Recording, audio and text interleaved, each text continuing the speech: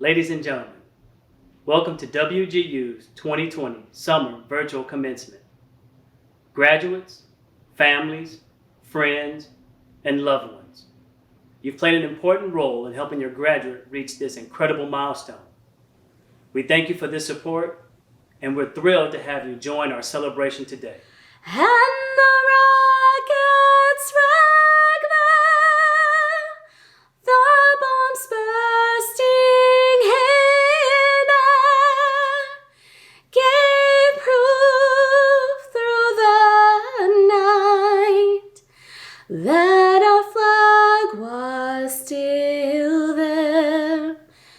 Since our founding, WGU has always served night owls, those who work through the night to keep their commitments to families and to jobs.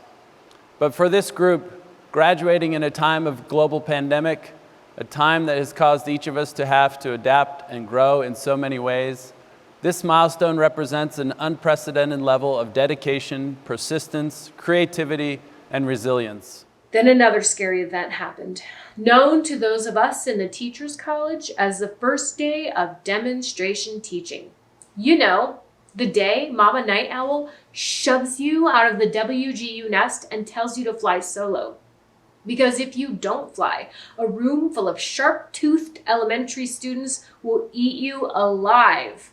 I was so excited, but still filled with anxiety and feared that my struggles would make teaching difficult. To this day, I look up to my parents for working hard to provide for my brothers, sisters, and me, and enabling us to have more options than they had.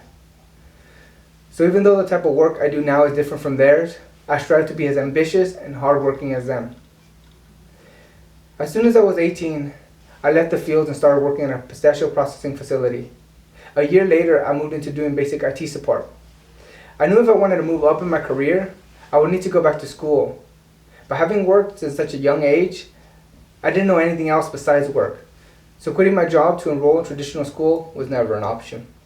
My story is one that I believe will show a few things to be true. One, that love conquers all. And two, that hard work, believing in yourself, and perseverance pays off. Like a lot of you, I am a first-generation college graduate. I graduated from UCLA with a degree in sociology. In 1969, my parents met at Utah State University. Unfortunately, neither one of them finished their degrees, mainly because of me. My father is African American and my mother is white.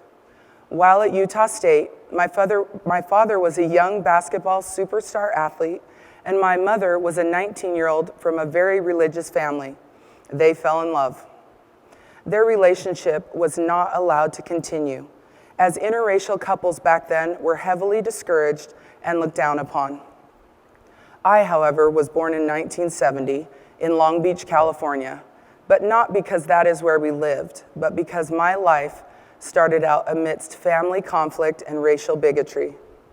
My young 20-year-old mother was encouraged to give up her unborn child, but instead she moved to California to be with her loving sister, who helped take care of her during this unknown and trying time.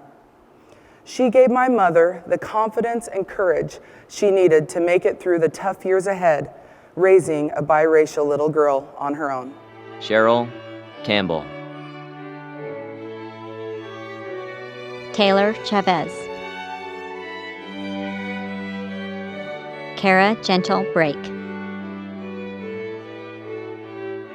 Natasha Gooding.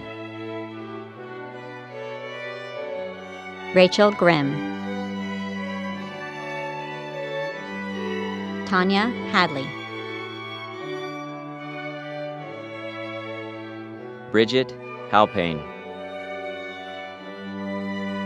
Martina Harris.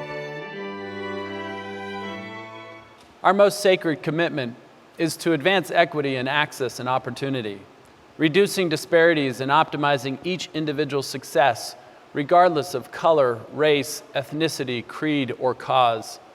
We affirm, we amplify our commitment to serving and uplifting our fellow humans. And I challenge you as leaders in your respective communities and families to do the same.